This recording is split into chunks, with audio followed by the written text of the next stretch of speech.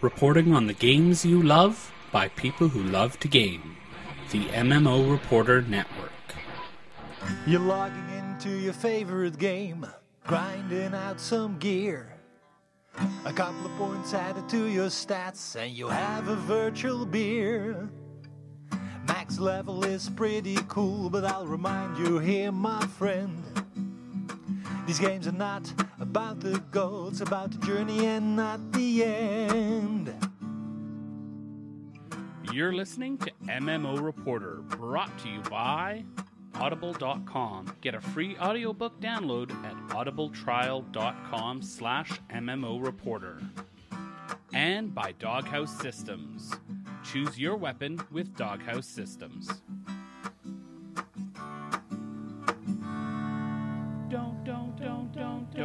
Don't forget about your ults you need to cherish.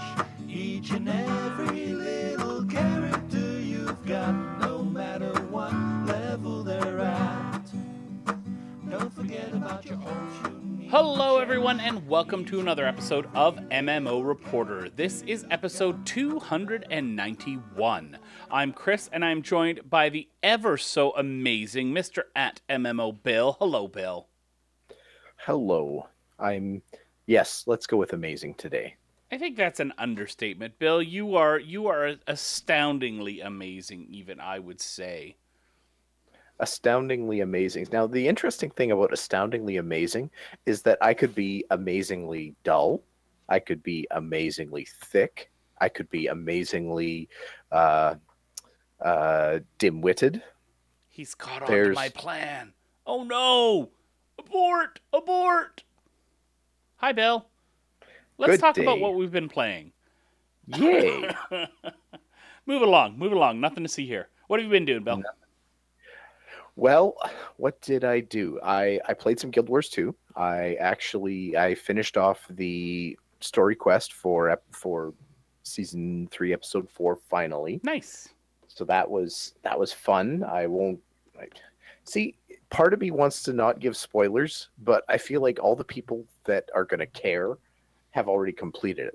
I feel like I'm the caboose on this train. Not necessarily. Not everyone is very quick through those Guild Wars 3 stories. Is there other people in this podcast that maybe haven't finished it yet? No, I'm none.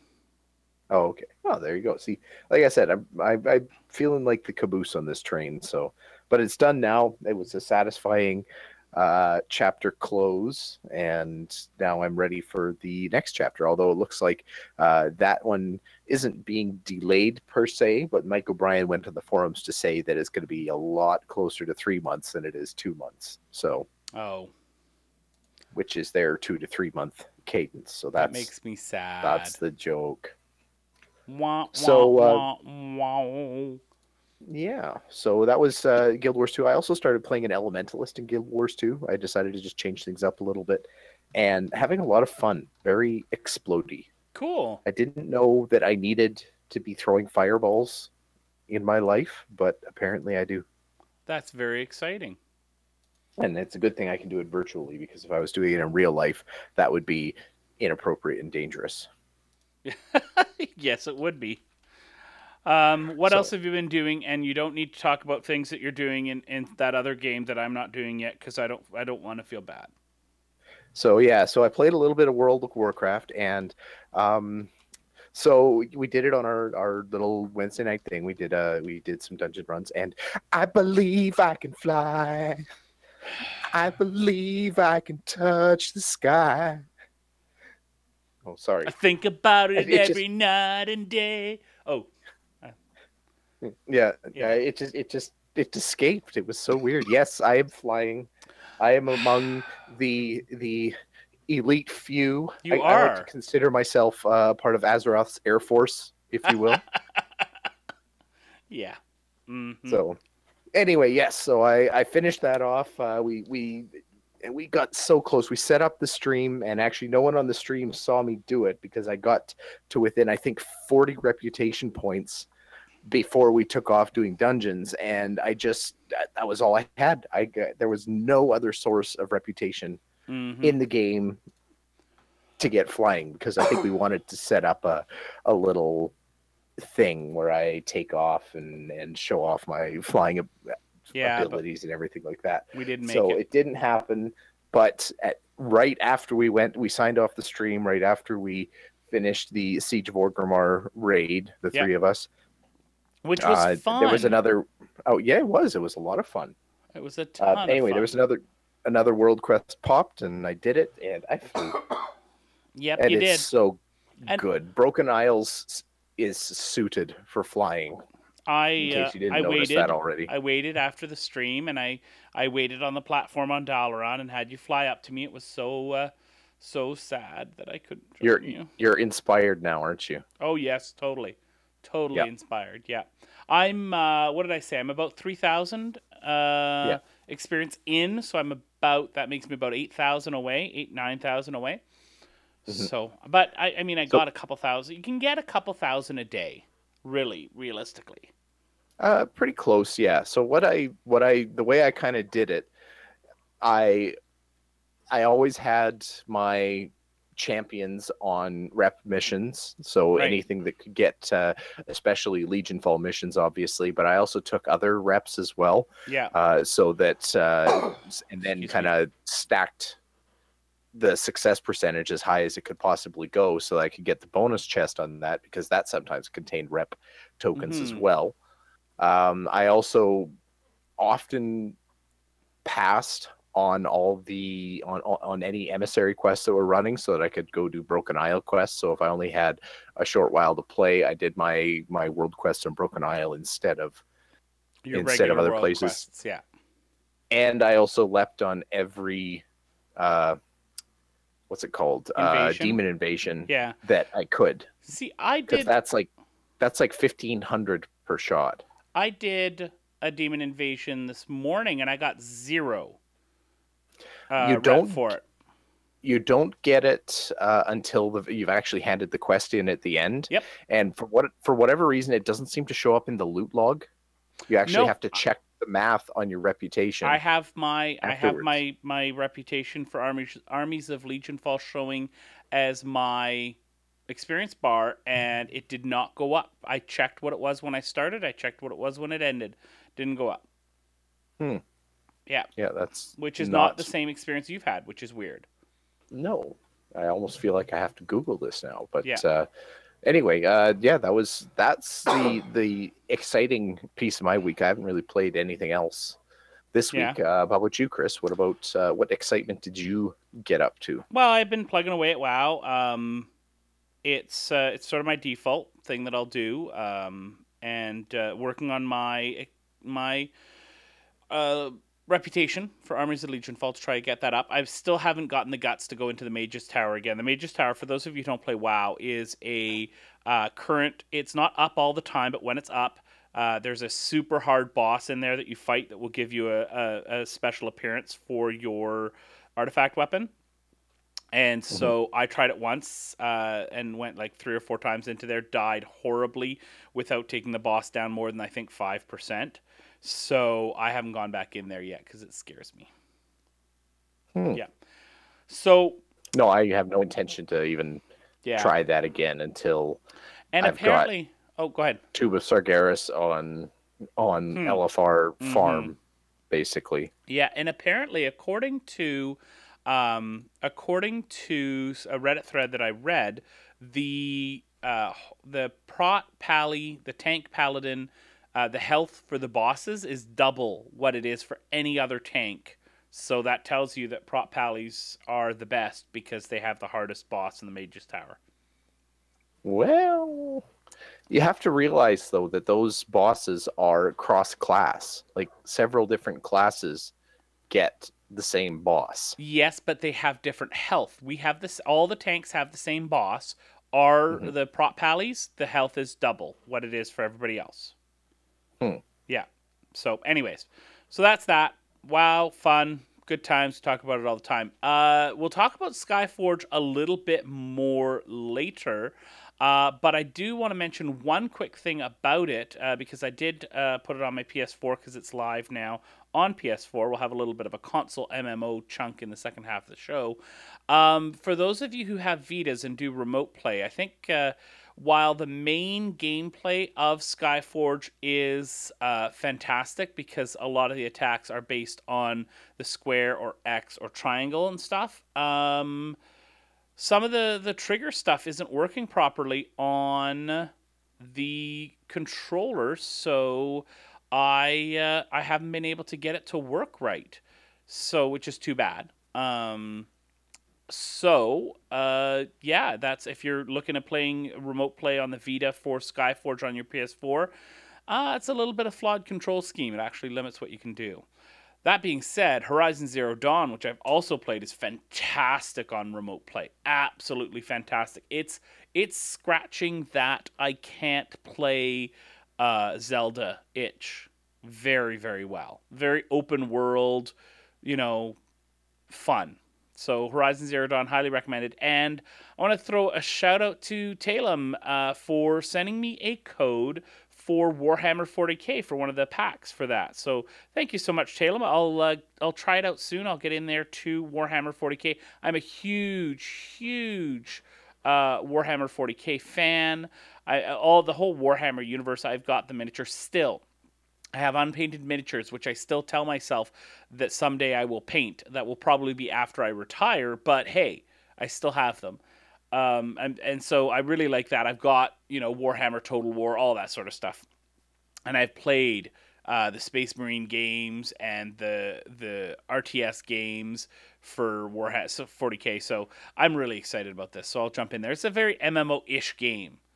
I don't know if you remember talking about it a bit, Bill. It went through a very open development process, and it felt very quick to me. I don't know about you. I remember just hearing about this being an alpha just a while ago, and now it's available. Yeah, it didn't seem that long ago that we were anticipating it deep into the future. So yeah, I don't know. Maybe we're just old. Well, that's the truth, but anyways. Yeah. Hey, thank you very much to our fantastic people over at Patreon who are supporting the show and everything that we do at patreon.com/MMO Reporter. We've just once again passed over the $100 threshold, so I'll be writing a song in the next couple of months for the network. Our last one, which was Hello from the Other Lane, is now out and live for all of you who want to listen. Our patrons did have a few weeks head start listening to that one, so if you want to hear a sneak peek of all of the songs that we do, just become a patron over at patreon.com/MMO Reporter. You can check out everything that we have as goals and our rewards for our patrons. So just go check it out. Thanks so much for helping to support the network. If you only knew how easy it can be to pull the boss from me. More than deeps is all you have to do to make the raid. Then you wouldn't have to say that you pew pew. Oh, Harry. You know what game Harry Hall loved? Still loves. Still loves. Yeah, but I feel like it's past tense. It needs to be Feels past like, tense. It feels nostalgic. We haven't now. seen Harry in so long that we need to refer to him in the past tense and everything he loved in the past tense as well. Yeah. Yeah. But you know what game he loved? What game did he love? He loved Elite Dangerous. I think more than ever? almost anything. I think he loved Elite Dangerous more than some of his less favorable digits. Pretty much, yeah. So yeah, Elite Dangerous was in the news this week. They released patch 2.3, the Commanders.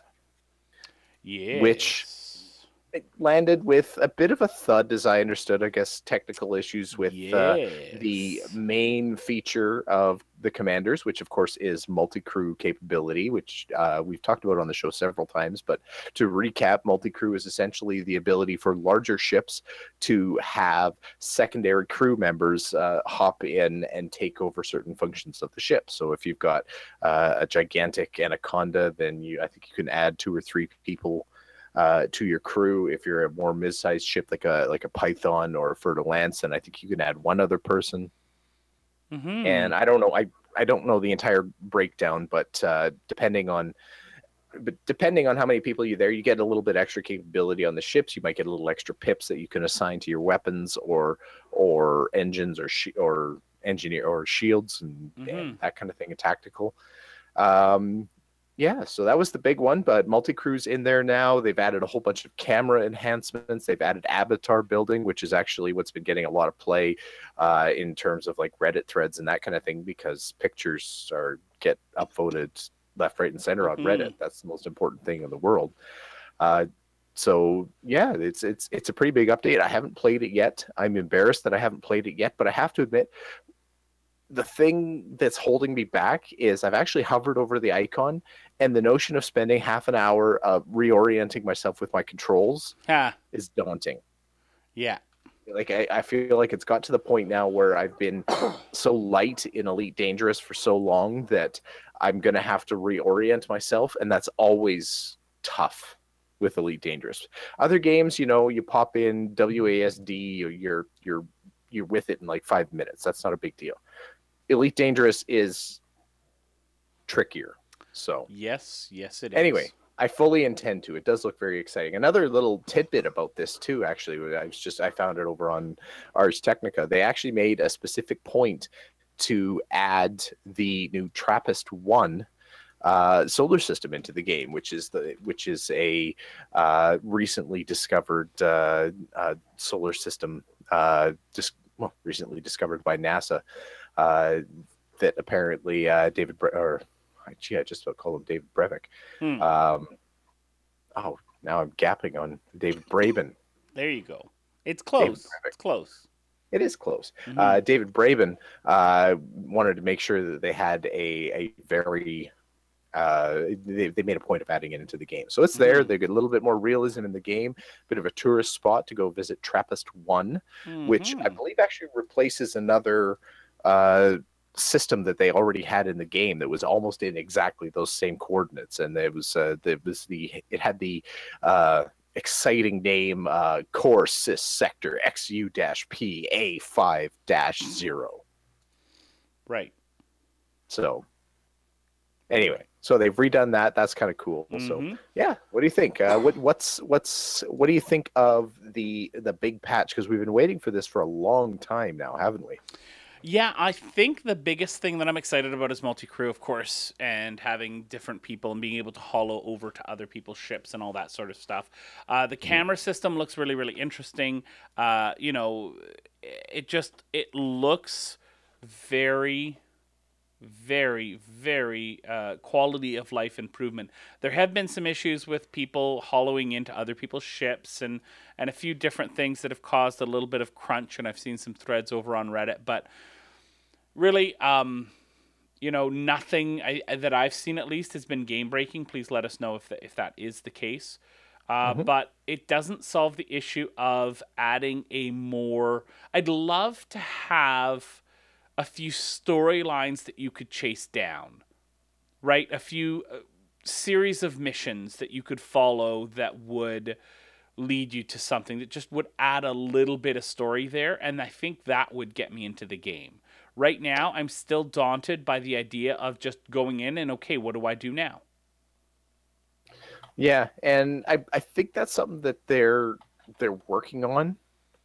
This is Elite Dangerous has always been a very foundational game. It's all about the mechanics. It's never going to have an on-rails story. The story is meant to be consumed in the little side pieces by reading the news stories that pop up at various stations, or kind of taking a big view of what's happening in the power play, although power play's been a little bit neglected as well since it's been added in. So the story is mild, and I don't think it's going to be anything beyond that. There might be some storylines to follow, or some breadcrumb to follow as the Thargoids become more prominent in the game. Right. But even that right now, it's still just a very occasional thing that's not impacting the game heavily, certainly not impacting the politics of the game. Right. Yeah. So, and the one thing anyway, go ahead. Sorry. The one thing that I wanted to say was that's really cool is that this is day and date release on Xbox One as well. There's no delay in the release for the Xbox One version, which is very uncommon for these big games that tend to release on PC. You know, maybe fix some of those issues and then go through verification on Xbox One. Neverwinter is always quite behind. Star Trek Online, same thing, and those are sort of some of the big MMOs on consoles. So really cool to see this day and date. It's funny. Like, I always got the impression that that was one of the big positive points for developing for Xbox One, was that it was essentially the same thing as developing for PC. Like, there wasn't a lot of technical underpinnings that prevented you from doing both. It's the verification process that slows people down. A lot of the game companies don't want to hold the PC version while the Xbox version gets verified, so that it can go out, because all the code has to be sent to Microsoft. They have to test it. They have to try to break it, get sent back to the company. They have to fix that, blah, blah, blah. They can just release to the PC, right? They don't have to go through that. So that's, I think, the biggest motivation, not necessarily about the difficulty in coding. Yeah. So there you go. Yeah. Okay, so that's Elite Dangerous. Any final thoughts, Bill? We have to go in there. We have to. No, I'm ready to go in. Can you multi-crew? Wouldn't it be cool if you could multi-crew in close quarters combat? Oh, that would be pretty cozy, wouldn't it? It would. It would. Okay, moving on to the next story. The Lord of the Rings Online is celebrating its 10-year anniversary this year. They're going to be celebrating with a few different things. First, Jerry Snook will be doing a 12-hour stream on April 25th. That is Tuesday, April 25th. It'll be about a week after the show comes out. And starting today, actually, on our recording day, Chance Thomas is posting videos that are some of his favorite pieces that he has composed for The Lord of the Rings Online. I still say, and I'm going to try and play a little bit enough of this that we don't get caught on the YouTube filters and get the monetization taken away, but this is my favorite piece from Chance Thomas at all.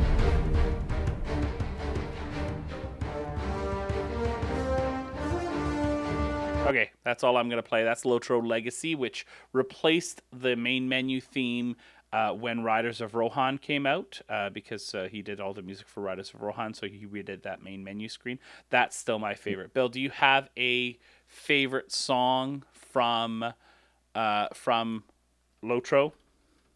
Oh, I'd have to go back and re-listen. It's been so long. But I do know that, yeah, the Riders of Rohan music was... It had a little extra oomph to it. Like, you could definitely tell there was a lot of energy put into associate, like not only just making good music, but fitting it into the game and having it be an integral part of the ambiance of the zones that came in with Riders of Rohan. So I couldn't pick one piece that was. But he did the original soundtrack as well too, right? For Lotro, and did he do for Moria as well? I don't remember if he did for Moria as well. I don't remember Moria either, but I knew they put a lot of energy into the initial sound release, and it was good too. Like, I think it matured a bit, and Rohan just had a little bit more. I don't know, it had a little bit more of that get up and go feeling. Like, this is important. Yes, this is epic. I can make you nostalgic in 2 seconds. Are you ready for this? Oh, go for it.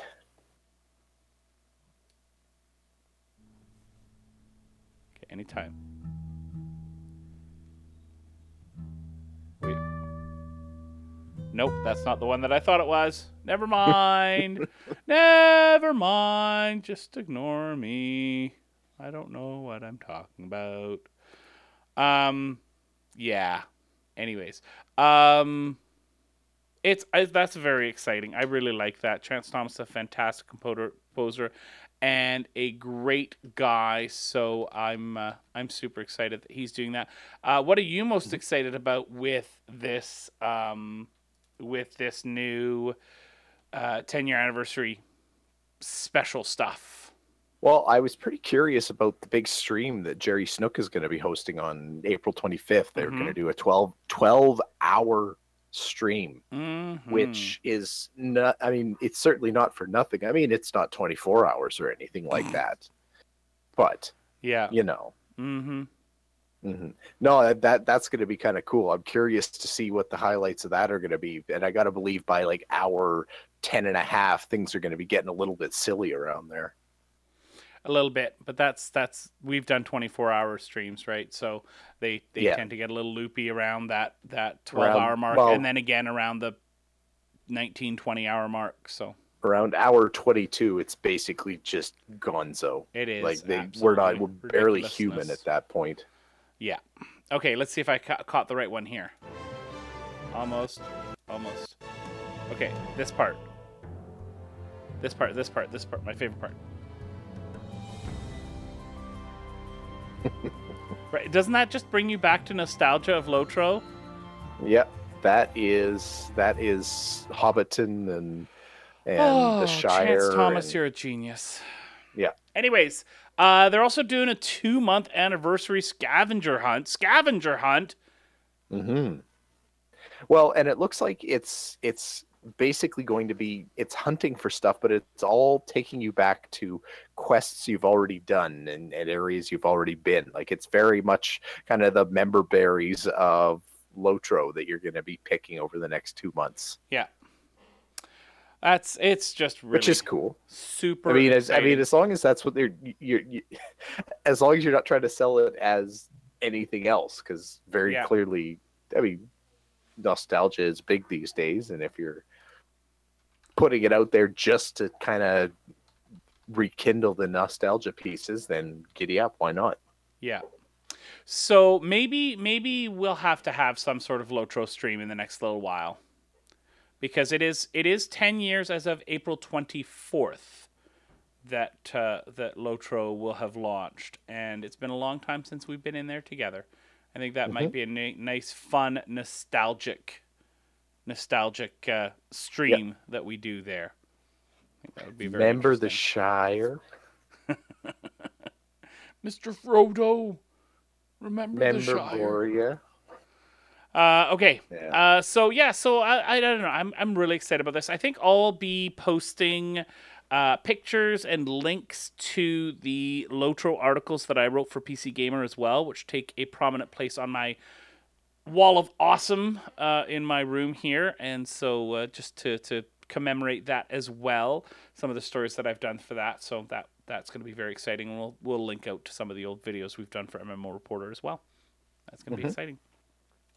Okay, cool. Let's move things along. Talk about our sponsors. Go to audiblepodcast.com/MMO Reporter, and you too can try out the world's best audiobook service. They are absolutely fantastic, and I absolutely love what they do. In fact, I'm going to play a little bit of The Fellowship of the Ring, Book 1, The Lord of the Rings Trilogy. This is an audible book narrated by Rob Inglis. So here is an example of what you can get over at Audible. Frodo happens to have the same birthday, September the 22nd. "You had better come and live here, Frodo, my lad," said Bilbo one day, "and then we can celebrate our birthday parties comfortably together." At that time, Frodo was still in his tweens, as the hobbits call the irresponsible 20s, between childhood and coming of age. So there you go. That is something that you can get if you go try out audibletrial.com/MMO Reporter. You go check that out. You sign up for the service, and you get your first month free, which gets you 1 credit. You could get one of the books in the trilogy for The Lord of the Rings. And then if you stay on the plan, you get 1 credit per month. So go check it out at audibletrial.com/MMO Reporter. Also, don't forget to check out our friends over at doghousesystems.com. Use the coupon code MMO Reporter, and they will add an SSD to your purchase. That's right. You buy a computer, you use our code, and you get a free SSD with your purchase. Not only that, but they also help us support what we do and send something our way. So you want to get a new PC, we want to keep making podcasts, we can both make that happen. Just go to doghousesystems.com just go to doghousesystems.com and use the coupon code MMO Reporter, and it'll help us both out. Pull that world boss out a party. Run through trash, you'll be sorry. Take a bio break without announcing. They may not rhyme, but they're quite possibly dumbest ways to die. Dumbest ways to die.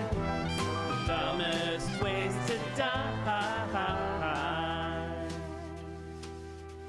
So many dumb ways to die. All right, Bill. Now, I know that you are a technological Luddite as far as consoles go, and you believe that the best console is a non-existent console because you don't have any of the modern generation of consoles.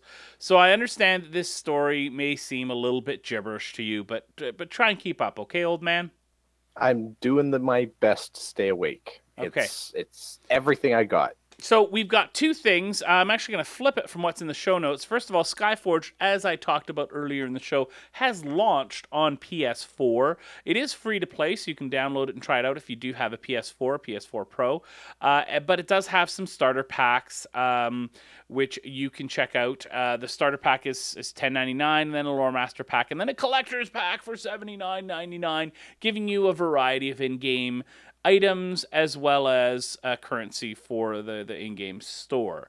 I have played Skyforge before back on PC, and I had the access to the majority of the classes there, and I quite enjoyed the game, but found it quite generic as far as the experience was. The combat was nice and quick, which was very enjoyable. The classes were somewhat varied. The majority of them were quite MMO trope-ish, but there were a few different ones, like a guy who's got big gauntlets that alter gravity and magnetism, and he uses those to punch things with, which was a lot of fun.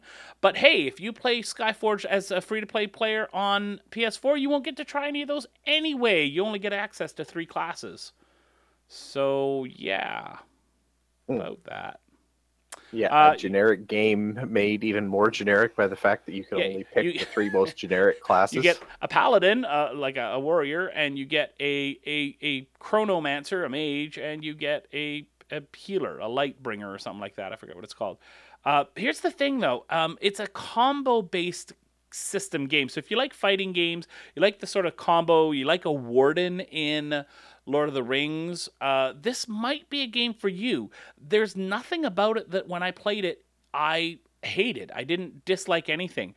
It was on the grindy side for my play style. It does, when you get through the game, really require you to get a guild to be successful with some of the higher end content.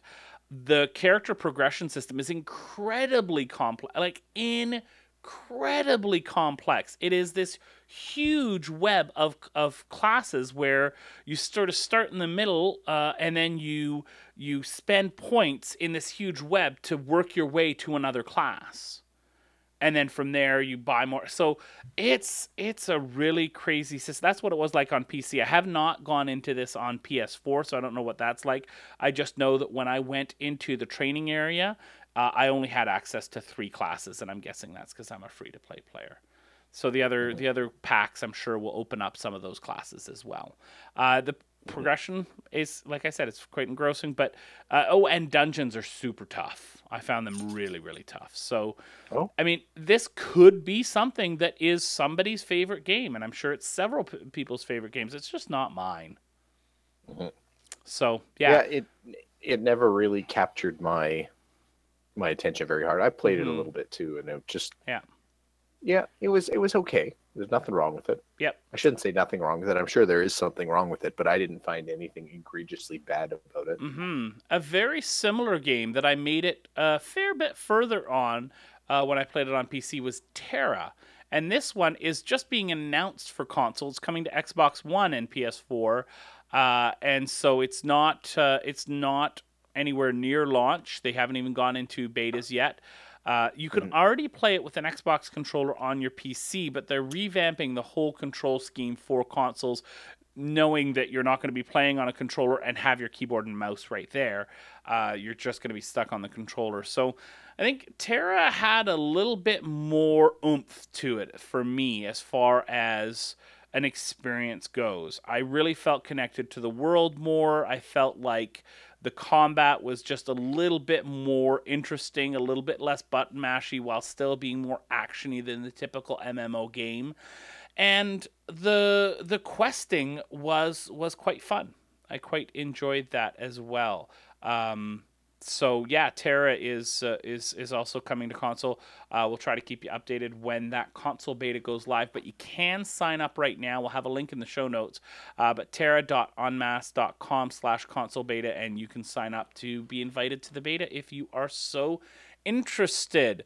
Nice to see a little bit of MMO love on consoles now. We've already got the Perfect World stuff that's been out on console, Neverwinter, Star Trek Online. We've had a few other games like Warframe and MMO-ish games, but these are some, hardcore from the 100% MMO. They're not MMO-ish, they're MMOs. And they tick all those boxes, and I still don't understand how. And I mean, this is the old man no console here.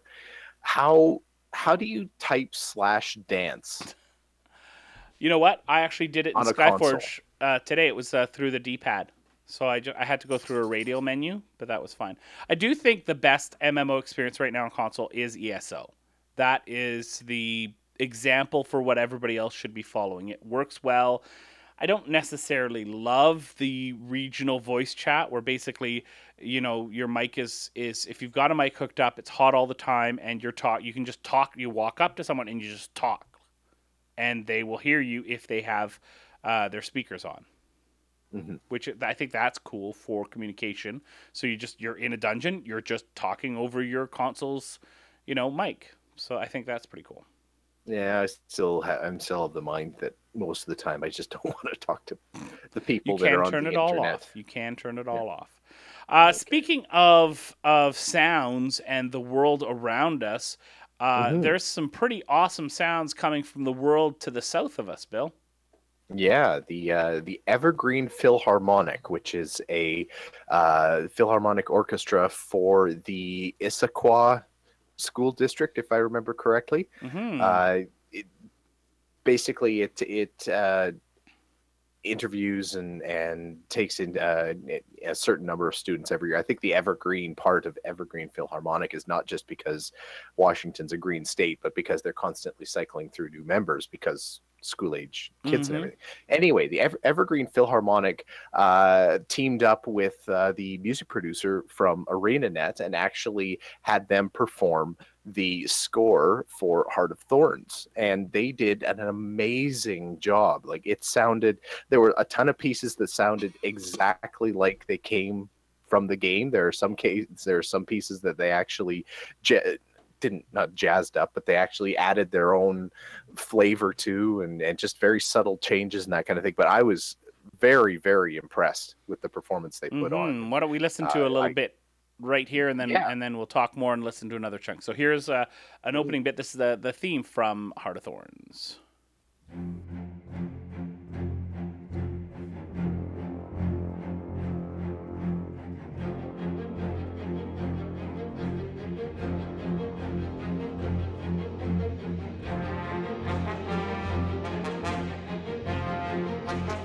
You go, trombones. You go. That's pretty cool. That's very nice. Again, very impressive. I mean, the music in Heart of Thorns is good. I think I've heard it so many times now that it's almost kind of burned into my brain. I still think, like we were talking about Chance Thomas and Riders of Rohan, I'm still a little bit more inspired by the music that was in Riders of Rohan if I had to put the two side by side.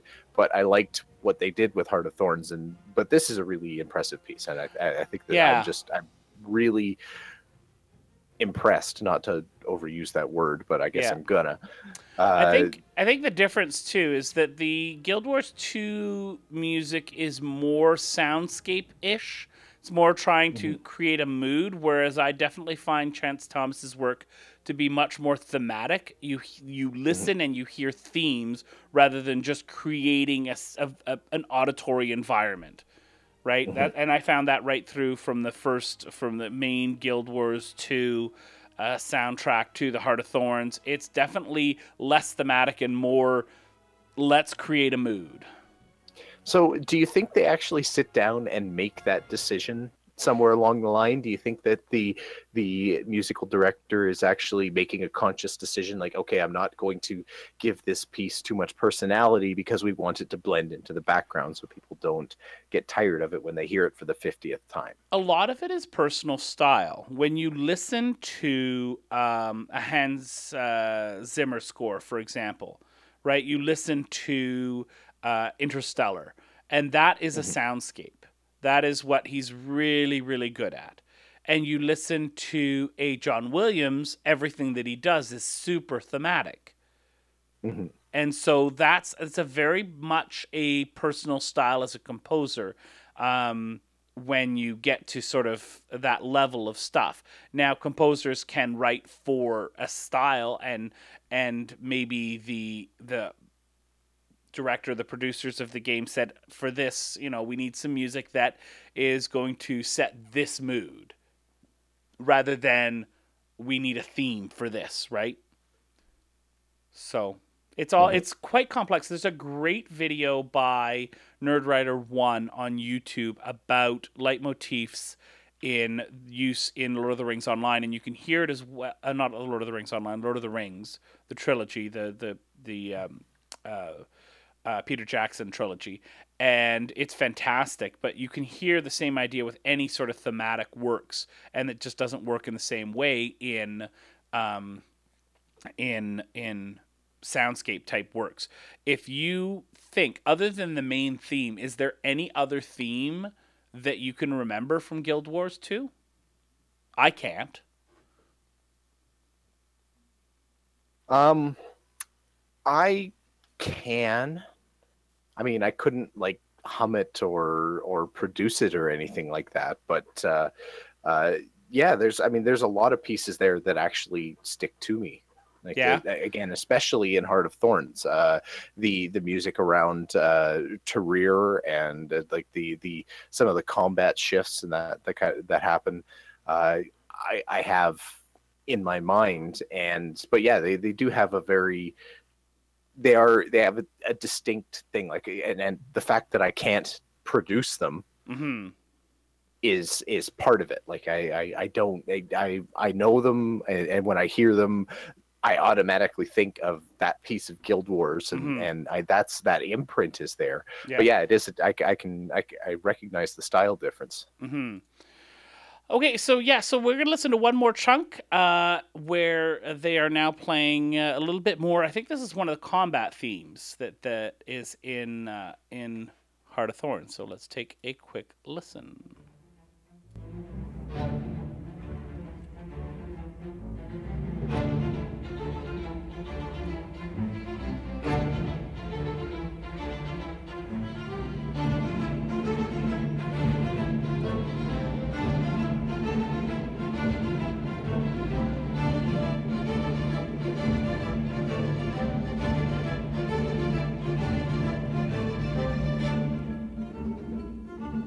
There we go.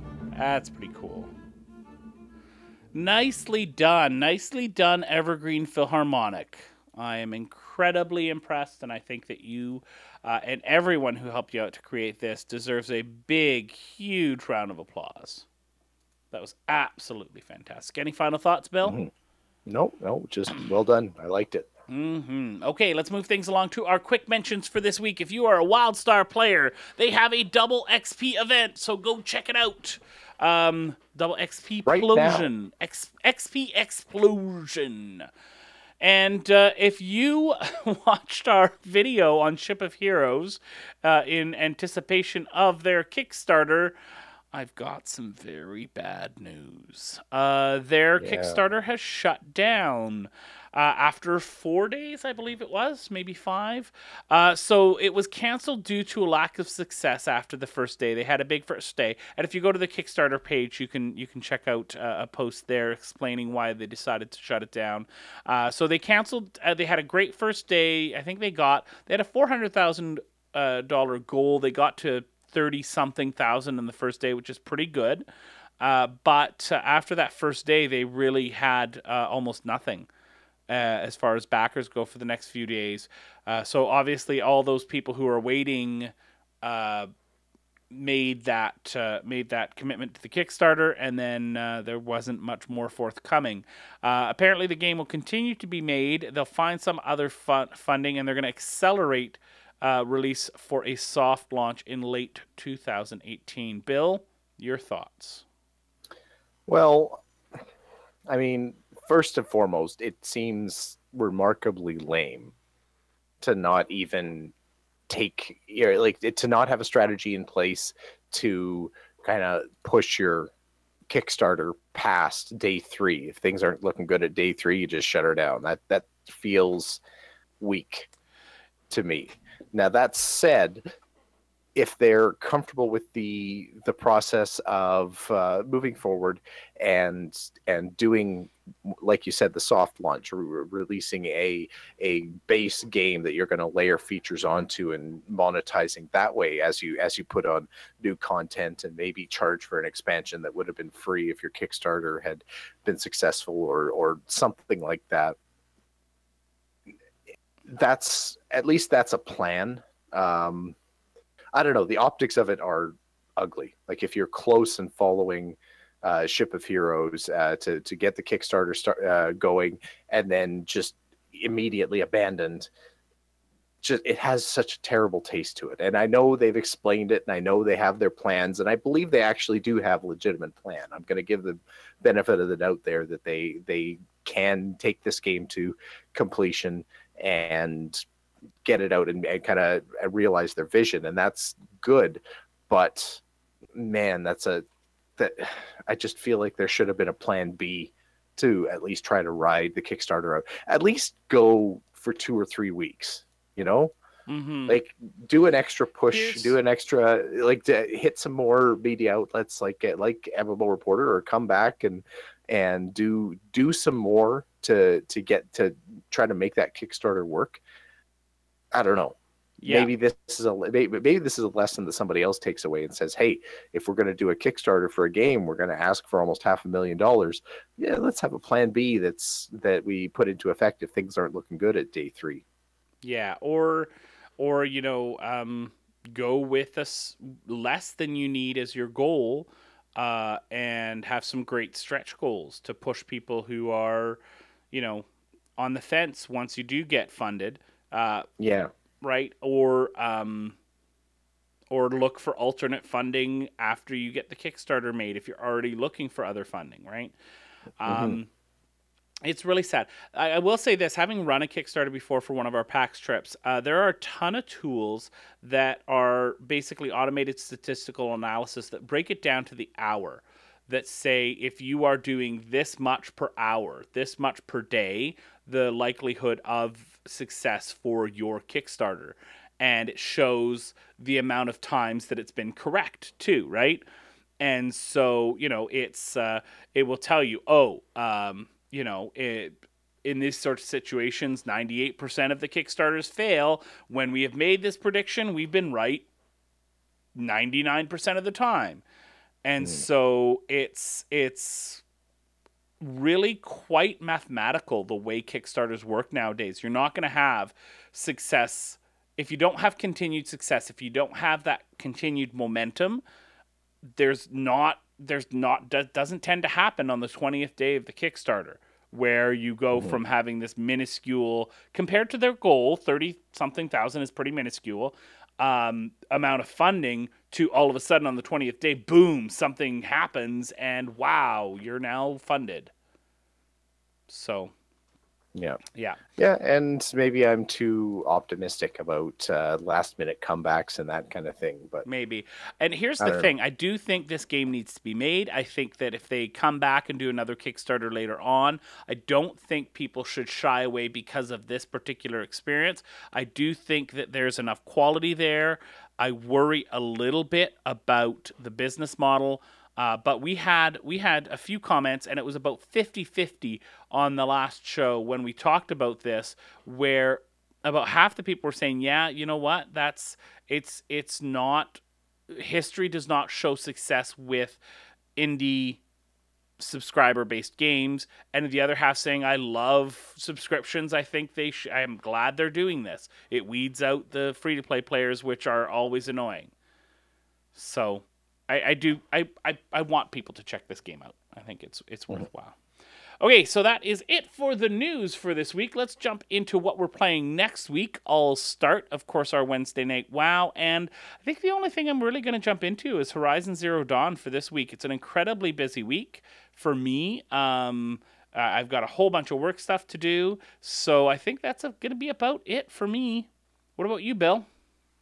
Yeah, I definitely have World of Warcraft on for Wednesday. I'm going to try to keep playing with flying and see if I can find new and interesting places to land and everything like that. Other than that, I might pick away at Guild Wars 2. Again, like I said, I've been enjoying that at Elementalist. I'll see if I can drag that along a little further. But really, there's nothing else right now. Same thing. I'm real life is tough right now, and I know nobody wants to hear it, but that's what I'm going to play. I may sneak into Elite Dangerous if I can carve out enough time to get my controls sorted and happy and everything like that. That's my wild card for the week. Oh, I might add that too. We'll see. All right, Bill, if people want to get a hold of us, want to let us know what they're playing next week, what they've been playing this week, whether they agree with us about Ship of Heroes, or whether they think that console MMOs are the dumbest thing on the face of the world, how can they get a hold of us? Well, our website, MMOreporter.com, is the hub of everything. You can find everything there. Send us an email to mmo.reporter@gmail.com. You could visit us on Facebook at facebook.com/MMOreporter. You can tweet at either of us, either at MMO_reporter for Chris or at MMOBill for yours truly. You can give us a call at 616-666-6778 and leave us a message and let us know what you think. And like I said, or like I've said many times before, at least slightly better than 50% swears, and you'll probably be on the air. So there you go. YouTube.com/MMO Reporter Network for our YouTube channel. Patreon.com/MMO Reporter for our Patreon. And finally, if you're not a Patreon kind of person, head on over to MMOreporter.com/support for other ways to help us out. Awesome. Well, thanks, Bill. I had a lot of fun recording this week. It was a pleasure. I did as well. It was fantastic. And thanks to everyone who came out to the chat rooms to hang out. And, of course, everyone who listens week after week. We sure appreciate it. We hope that you come back either to the live show, on YouTube, on Twitch, downloading the audio podcast, however you may do so. Thanks for consuming the show. We hope that you come back next week, but most importantly, we hope to see you in game. Don't forget about your ults you need to cherish. Each and every little character you've got. Thanks for watching the video, everybody. Don't forget to check out all the other podcasts at MMOreporter.com or by clicking on any of the links here. And please check out our Patreon campaign at patreon.com/MMOreporter. Thanks, everyone, and see you in game.